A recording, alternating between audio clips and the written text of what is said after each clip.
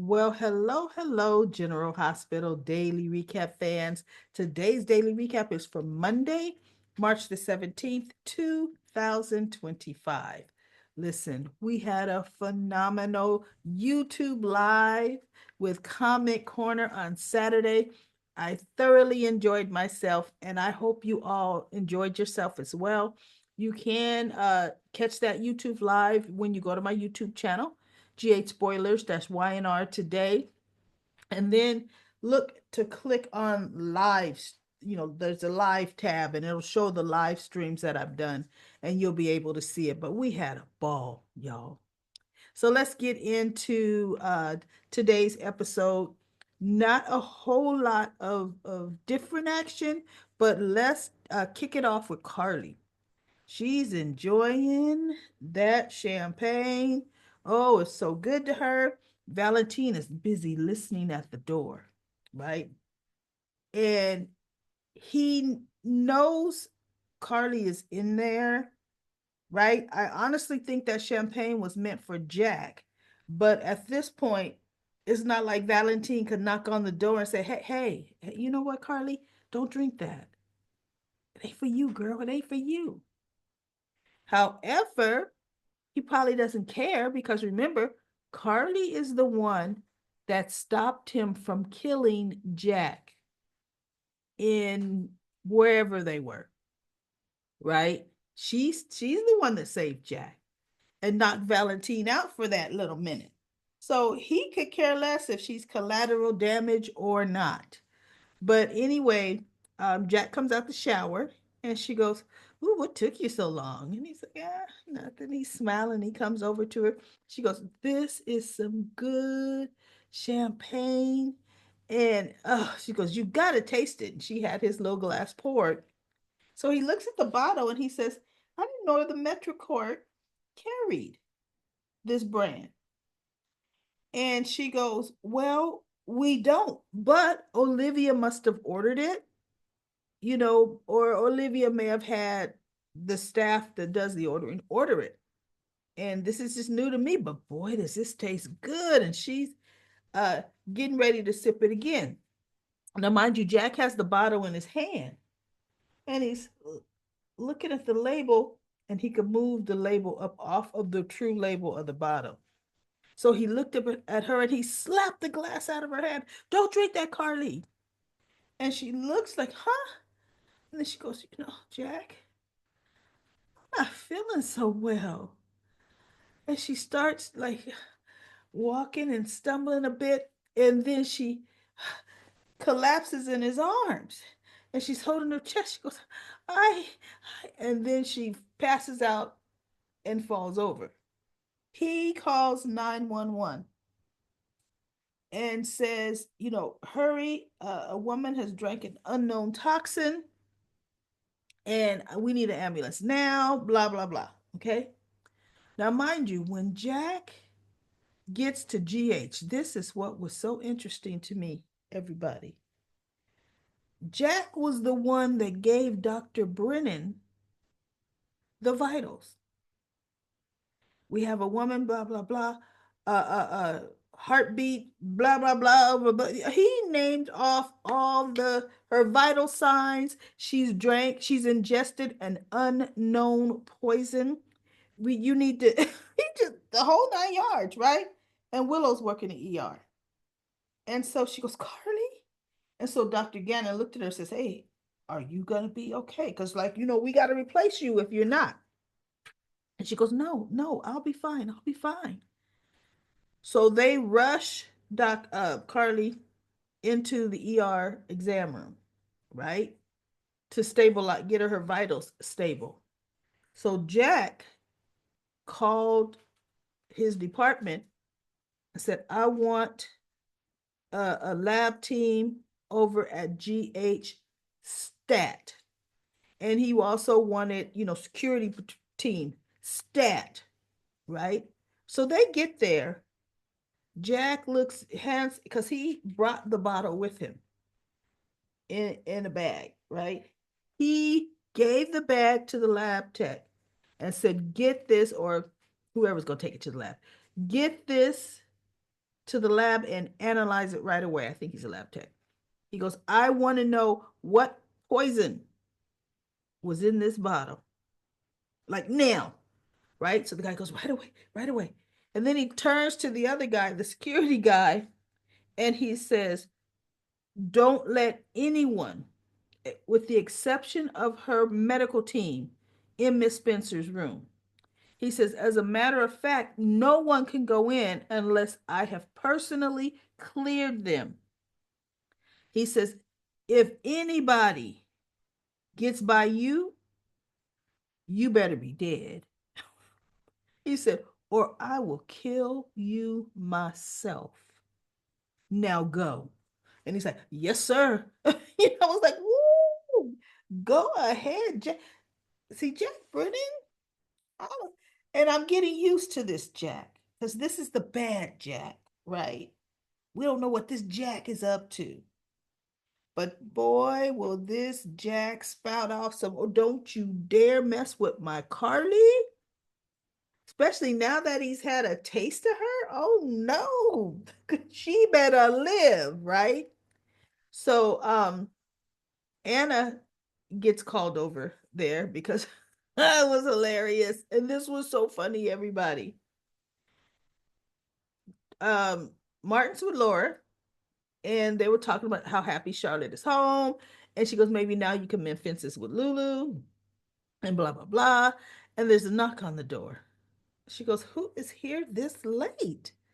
So she goes, as she answers the door, and she sees it's Anna.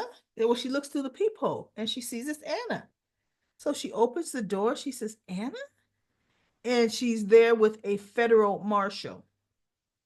She said, this is a federal marshal, and we're here to drop off. We're here to exercise a subpoena, a warrant, right? Or a subpoena, whatever it was called. And Laura says, who? Is it any one of my kids? Because she's like, look, because we Spencers will do some crap, right? So it wouldn't surprise me if it was my daughter, if it was my son, you know? And she goes, no, Laura, it's not any one of your kids. It's for Martin Gray. And Martin looked like, hey, that's my name. He goes, wait, what? He goes, what could I have possibly done? I haven't done anything.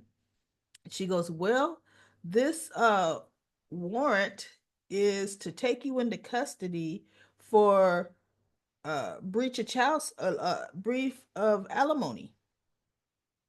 You're behind in your alimony payments.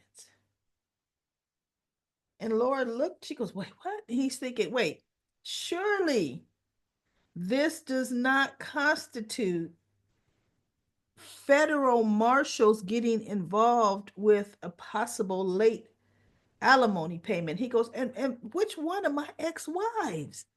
And Anna's looking through. She goes, you know, it doesn't name the ex-wife by name.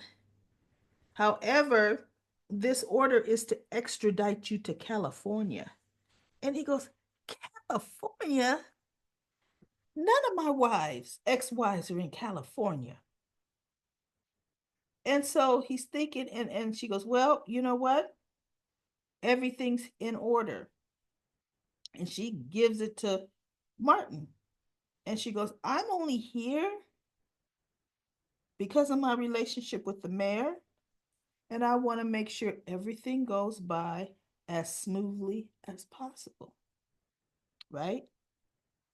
So Martin is trying to read through this subpoena. And guess who comes to the front door? Because the door is open still from when the marshal came in. And she goes, knock, knock. And Martin looks over at her, you. I know this is you. And so Laura looks at Tracy. She goes, Tracy? She goes, I actually came by to see Lulu. But oh, I guess I'm just in time. And he goes, you are behind this. I know you are. And Tracy goes, that's right, I am. he goes, but how could you? I mean, how could you do this? And Laura says, Tracy, how would you know that there was an ex-wife that Martin was behind in child support? She goes, well, you know what? I got the idea actually from him, but from from Lucy. She was bragging how she sold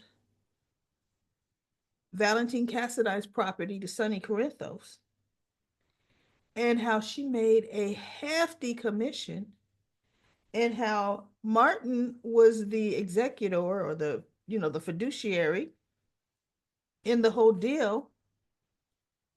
And she goes, I got to thinking, oh, you made a whole lot of money in that deal too. Hmm, I bet your ex-wives don't know. And he looked, she said, so I threw the information out there to all of them. And she goes, and guess what? It stuck. And he goes, but all my ex-wives are on the Wait a minute. He goes, there is one. I married. We got married in Los Angeles, and she's a mean, mean, nasty one. She goes, she makes Blair Kramer look like a princess, right? And so Tracy says, wait a minute. Blair Kramer is a fine woman, okay? Like, don't you talk about Blair. And so he goes, oh,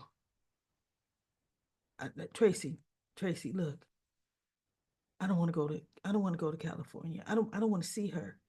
Isn't there anything we could do? And he's looking, and she goes, nope. And so she looked at him and she said, because you took great pleasure in representing Drew Kane to unearth my my family crypt. You took that upon yourself to find out that information and you ran with it. And he goes, yeah, but I was only doing, working for my client, trying to do what's in his best interest. It's nothing and Laura says, Tracy, let me talk to you for. No, he goes, sister, is there anything you could do? He did everything but call her Madam Mayor, right? She goes, Tracy. So Tracy turns and she looks at Laura. She goes, Martin is just the attorney. Drew Quartermain is the one that's behind all of this, Tracy, and you know this. Drew is the one that's having Martin do all of these things. He's the one you should be after. And she says, look, oh, it's all gonna come forward. Because she's like, oh, I ain't done with just this. And Laura was like, wait, it's a, what? Like, how much dirt you got? But I'm thinking, good, let's bring on Tracy. Let's bring out the Tracy Quartermain, right? So he goes, Tracy, like my sister said, it's Drew. It's Drew you want. It's not me. She goes, you were the catalyst. He said, I just found out information because Tracy was thinking when Laura was talking, right? And so she goes, my sister's right. I just found out the information. And, by the way, you are illegally over the line, you know, into protected land. And Laura's like, I tell him, shut up. I had her thinking, right? Because Laura said, Tracy, what is it going to take to make this go away? And Tracy was getting ready to say what she wants to make it go away, right? And so Martin kept talking about, It wasn't his, he's just doing what any good attorney would do. And they should never have him cry. Oh, he just went on and he just put his foot under into that grave, right? And Laura was just like, oh, Marty. So Tracy looked at him, made her mad all over again. She goes, it stands. Now, mind you, Anna left because she got a phone call. And she told the marshal, okay, I'm going to leave this in your capable hands. You, you handle this the way you see fit. So Martin, the marshal looked at Martin and he says, Martin Gray, you're under arrest, right? And Martin is looking like, what? Now, see, remember, payback back is a, right? Y'all, you read my lips, right? Because it was Drew and it was Martin that had her arrested for hitting the instrument out of the surveyor's hands. I thought she hit the surveyor, but she didn't. They're the ones that had her arrested under Drew's order, but Martin was the mouthpiece. So now here you have it. Martin, see ya. Wouldn't want to be ya. So let's see how long Martin's gone. Because we know the actor, he never stays on for very, very long, right? Few months at a time. And then he disappears for months on end, and then Martin returns. Very strategic of Tracy, because what's the best way to make Drew topple? You get rid of his mouthpiece. You get rid of his attorney, his good attorney, right? Scott Baldwin's not around. Alexis won't represent Drew in any of this shenanigans. She won't. Plus, it'll be a conflict of interest because their law firm, her and Diane, somewhat have hands. They're on Tracy's retainer for things, right? Where her high powered attorneys are, I don't know, but Alexis and Diane are off the table. So who is Drew going to be able to get to do his bidding right now? Who? Yeah. Good job, Tracy. Bravo. Now let's back up a bit. Tracy was at home and she was in the living room with Trace in Brooklyn. And all of a sudden you hear Sasha was, I think, coming down the stairs, and she was saying something to Gio. And all of a sudden you hear this, Sasha. So she looks at Gio like, oh, I'm on call, right? So she goes in there. Yes, Tracy, tell Maria I want a cup of tea. And she's like, well, Maria's off for the day. And she goes, then you get me a cup of tea. Right? And so Sasha says, right away, Tracy. And she goes out to get a cup of tea. And Gio's there. So Tracy goes, Gio, were there any bulldozers? Because Gio just came home. Were there any bulldozers at the front gates? He said, nope, the coast is clear. Any unusual activity that you could have seen on the ground? Nope, coast is clear. So she goes, good. So Sasha comes back in with a pot of tea. She goes, I didn't know who else wanted tea, so I bought a whole pot of tea for all who may want it. And Tracy says, this better not be chamomile tea. I don't want anything calming me down. Sasha says, nope, I knew the kind of mood you're in. You didn't want to be calmed down. She goes, this is peppermint tea. And Tracy goes, okay, good, good. But then she looked at the top. She goes, oh, I got to go. Got somewhere I got to be. and she bolts on out there. Sasha has the teacup in her hand, ready to give it to Tracy, and she bolts. So Sasha's looking like, you know what? I did all this for nothing, but you know what, y'all? You want the tea, y'all? So look, next scene when it comes back to him, Brooklyn, Chase, Sasha, Gio sitting down having tea. They were having tea talking about Tracy, different her characteristics. And Gio said, just overall what I've really come to learn is she's fierce when she's protecting her family. And Chase is like, yeah, that she is. And right now she's protecting her family from their remains being moved. He said, so I mean, I understand it, but it has to be lawful, the way she's doing it, right?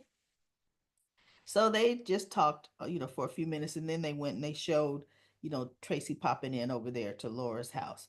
So Gio and Sasha were leaving the room, and Gio's carrying the tea tray. And Sasha says, Gio, I can carry that tray. He goes, I know, but it doesn't hurt to give you a little help. Right? That was cute. So he's carrying the tray for Sasha. Gio's a good guy. I like him. And then Brooklyn talks to Chase, and she's telling Trace how she feels betrayed by her mother and her grandmother all these years. Her grandmother never knew, didn't tell her she knew. And she's like, because when I think of all the different conversations I had with my grandmother throughout the years after that, they would have gone differently had I known she knew, you know? In other words, she's probably thinking, I could have got some comfort from my grandmother. Yet I felt bad for keeping the secret from her. Whatever. Girl, secret's a secret. So, anyway, and as she's saying it, she says, and now that I'm saying this to you, I pretty much did the same thing to you. I kept you in the dark about my baby. She says, there's one last thing, Chase, that I haven't told you, and I want to tell you now. And he looked at her. He goes, really, what? He goes, I never told you who the father of my baby was, is. And he looked, she goes, it's Dante. And the camera panned to Chase's face, like, it's like he couldn't, he's thinking, you could tell his brain was working. Like, it's his brain. Did she say Dante or Belafonte? Did did she say Dante or Avante? you know, because my Dante, my best friend, my partner, and he's just looking. So tomorrow, tomorrow, we're gonna get to find out what he says after that. We're gonna get to find that out. That was kind of funny what I did. So anyway, um, now let's talk about Trina had a long talk with Kai because he came by her place. He brought her a present, but he knew she left abruptly, and he asked her, and she told him it was the book. It was not the exact same book Spencer gave her, which I knew because she didn't bring the book that Emma brought home with her. She goes, but this is the book that Spencer gave me, and she said he died, last, I think she said January, which I didn't know was January. I thought it was before then, but whatever. And she says when her birthday came around in February, the grief was just too close. She didn't even want to celebrate it. So Kai says, well, will you tell me about him? And she looked at him and she's like, are you sure? He goes, I would like to hear about him. And Trina opened up and told him her whole Spencer story, coupled with Esme, his girlfriend, getting pregnant by his father. Then ultimately she tried to kill Trina, and Spencer literally died saving Trina. So they were close, but in that moment, that was good that he said, "Tell me about her." Right? That was really really good. So now we have Willow when she comes out because Carly's Dr. Gannon says, "Look, we got to find them vitals." And Anna comes to the hospital. I guess Brennan called her. He goes, "We have to find out what poisoned her. The only way we're going to save her is find out. We've got her stable right now, but we're running out of time." So Brennan is looking at his phone like that lab better be calling me. And he told Carly, he goes, "I don't know what was put in that bottle, but I'm having it analyzed at the WSB lab." And then the phone rings. And she goes, "Is that them?" And he looks, he goes, "Yes." And he answers, he goes, "Okay, what is it?" Mm-hmm. Uh-huh. Mm. He hangs up. She goes, "What poison is it?" He goes, "Polonium." Now I can't tell you a polonium from a solarium from a millennium. I don't know what that, and I didn't have time to look it up, y'all. So she's poisoned with polonium, which, as long as Dr. Gannon knows what it is, he knows the combination to give her to counteract that poison. And isn't it funny what he's doing right now is what Dr. Finn would have been doing. Finn was the one always coming up with counter potions or medications or counter treatments, right? I loved, well, I didn't love Dr. Finn all the time. He was boring, but he was good at solving things. He really was good at solving the hard cases. And I think, oh, so anyway, Willow says before Anna gets there, Carly is barely stable. We need to notify her family, and Isaiah's comes out so that they can get here. And Brennan says, "Absolutely not. You are not notifying Miss Spencer's family. I'm over the WSB and we are taking jurisdiction over this case. Nobody is calling anybody." And Willow looks, and Isaiah said, "Okay, you may be working for the WSB, but this is a hospital. And we have policies. We call the patient's next of kin. We let them know what's going on." And he goes, "You're not going to defy my orders." And he goes, "This is a hospital." He goes, "Defy me, try me, try me." And Isaiah just looks at him like, "Oh, shoot. Maybe I should look up WSB authority. What kind of authority do they really have, right?" So nobody knows. Jason and Sonny were talking at Sonny's place about trying to narrow down who could have put the bomb, in his place. And they're just trying to narrow it down. Like, who could it be? It would be interesting, everybody, if it was Valentine, right? Just like he slipped in now, he could have slipped in Port Charles and put that bomb in his place, in Sonny's fireplace. Could have been Valentine. And that would be an easy little bow, an easy scapegoat for the writers to write. Because if they're not going to kill Valentine and he's going to escape on the run again and just show up at some undetermined year, then he would be a good person to pin that on, right? We'll see what they're going to do with that. Because when Brennan told Anna what the poison was, he looked at Anna, and Anna looked like, "Uh-oh, we know who did that, right? Mm, we know who did this." So that's also going to be a really, really good um, story.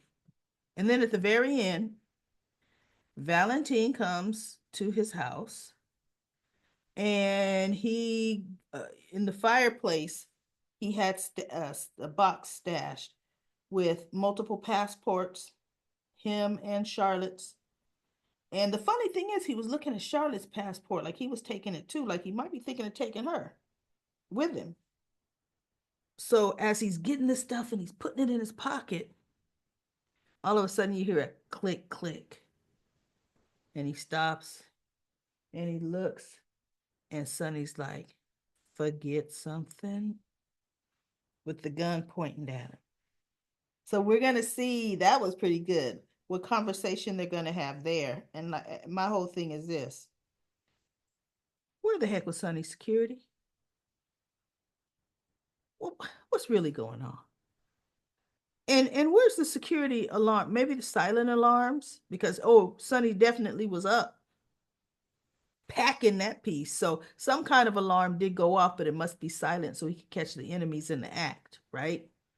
So it's going to be good tomorrow to see what happens with that. So let's go to comment corner, everybody. I'm going to read about 7 minutes of comment corner, and I don't even have it ready, which is shame on me here. Let me go right here. I'll have that baby up in just a minute. Okay, here we go. Manage videos. All right, so let me turn on my stopwatch. And here's the comments. I'm going to go from the top down. Uh, Aurora says, "Oh, did you see that slick stiff today when Valentine found his Charlotte's fake ID with the names Will Cortland and Melanie Cortland."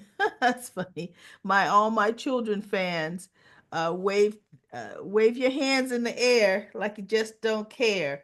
Yeah, I definitely, you know what? I didn't even see it. I was just looking at the pictures.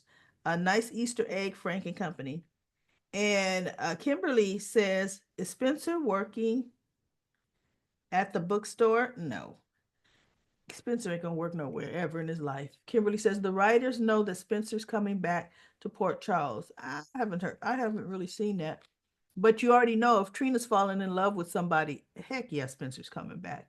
Absolutely, he's coming back. Lisa says Christina has no right to grill Isaiah about Sonny. She should have figured out what he was told, not to tell anyone why he, why he was there, or that he was told. Yeah, that he was told. Yeah.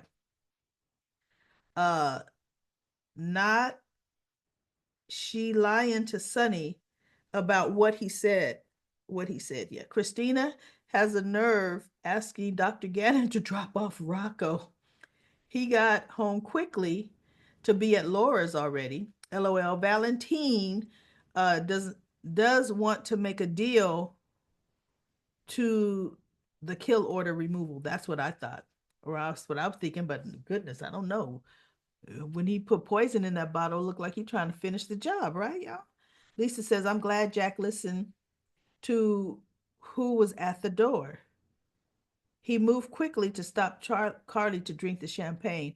I didn't I didn't see him listening for who was at the door." And then Kimberly says, "Hello, Daily Recap lady. Didn't Michael see Willow and Drew's sex tape and was so mad that he went to the bar and ran into Sasha?" Nope. That's not how that happened, Kimberly. He ran into the bar the night the night he heard Willow and Drew kissed on the 4th of July, because at that point this was already Halloween, so October 31st, and he was replaying in his mind all the times and the excuses Willow made to be around Drew. And that's when he found out, because that very night is when Sasha told Cody that they were cousins. And Yvette says, this Brennan ain't got no chemistry with Carly. But you know what? He's growing on me for what they want Brennan to do. And this Brennan is going to be good at that.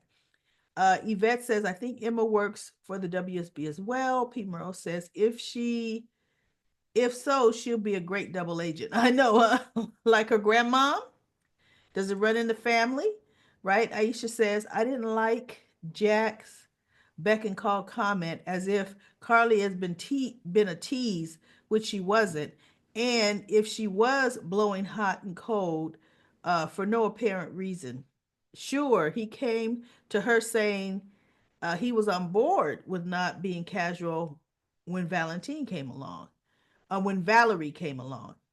Not only did he blatantly flirt with the woman, he seemed not to grasp how his behavior undercut everything as he had said to Carly up to that point. Seemed puzzled when she walked away. Yeah, that is so true. He was like, wait, wait, where you going? What, huh? But I don't know about blatantly flirting, but lightly flirting. Because she goes, you have my number, use it. And he goes, I will. Oh, you what? Right? Bam, right across the table. Now, call that. So Aisha also says if Charlotte is still the sure way to get to Valentine, then Jason and Anna's mission didn't end once Lulu was reunited with her daughter. Charlotte is going to need protection, but whose responsibility is it going to be? The PCPD, the WSB, or Jason, and for how long? Look, Jason ain't babysitting. Lisa says, how cute that they set Trina up for a surprise birthday celebration. And Angie says Rocco is also Christina's nephew. That is so true. I forgot about that. Because Dante is her brother. And Danny is also her nephew because Sam is her sister. Yep, that is so true. Um, I was just getting ready to say something. Maybe it'll pop back in my head. Oh, one thing Sonny asked Jason. He said, Sonny, before Jason was leaving, he goes, one more thing, Jason. He said, Sasha was married to Brando. Sasha is still like family to me. I really need you to look out for Sasha. Take care of Sasha. And Jason, he still didn't say, because I hear you, the baby daddy. He said he didn't say that, right? And Jason just looked at Sonny and he goes, I'm going to take care of Sasha. So Sonny's like, good, right? So now Angie says, daily recap lady, next time they're in bed, Carly will pick up Brendan's phone and will be mad as heck that he recruited Jocelyn as a WSB agent. And Angie also says, was Emma's gift just a coincidence? Is it a sign that Spencer is on his way back to Port Charles? Could be a sign, but it was a coincidence. Sylvina, because look, she don't care about Trina, nor does she really want him with Spencer, because she knows Spencer. Sylvina says, Carly and Brennan finally did the deed. Yay. Did anyone else hear Brennan singing in the shower? It was funny. I thought it was hilarious. It was funny. Care Bear says, Christina applied to Isaiah a simple adage, tell a lie to get the truth. Is that what it was? Care Bear says, let's hope that now Lulu has Charlotte back, she'll finally take care of Rocco and leave Brooklyn in peace. That could be too much to ask for. Care Bear says, Charlotte is a mini Helena to me. You can't trust her. She's the one with the most Cassadine traits. Melody says, remember Charlotte put a snake in Ava's purse at the party at the Cassadines, I believe. The party was actually at Anna's house. The party was for little Violet. That's when Anna and Finn were still together. And the party was at Anna's house that she put the snake in there. DB said, so when we hear PC freezes over, we know what happened. The kid creeps me all the way out talking about Charlotte. I know. Plays devious well. And then let's see, let me go down and get one last comment from Karen. Karen said it was good to see Yuri, but I could see him getting cars for other people because Monica isn't going anywhere anytime soon. So he needs something to do. So he feels like he's earning his keep. Okay, I could see that, Karen. I could definitely see that. I love the direction they're moving with Emma. She's not so obnoxious. She was so obnoxious at first, but now she's mellowing. Happy for Carly and Brennan, but the Jocelyn secret will eventually drive a wedge. Also, I thought the phone was going to buzz and she was going to find out what's going on. I know they didn't do that. That surprised me. I feel bad for the hurt BLQ and Geo have coming. I loved Charlotte's reunion. Okay, everybody, that's 8 minutes into Comment Corner. Great comment, great comment. Let's start building up the comments in Comment Corner. We were averaging over 100 comments a day. Let's get that back up there. Y'all need to talk to each other about Comment Corner. I'll be back tomorrow for another daily recap of General Hospital.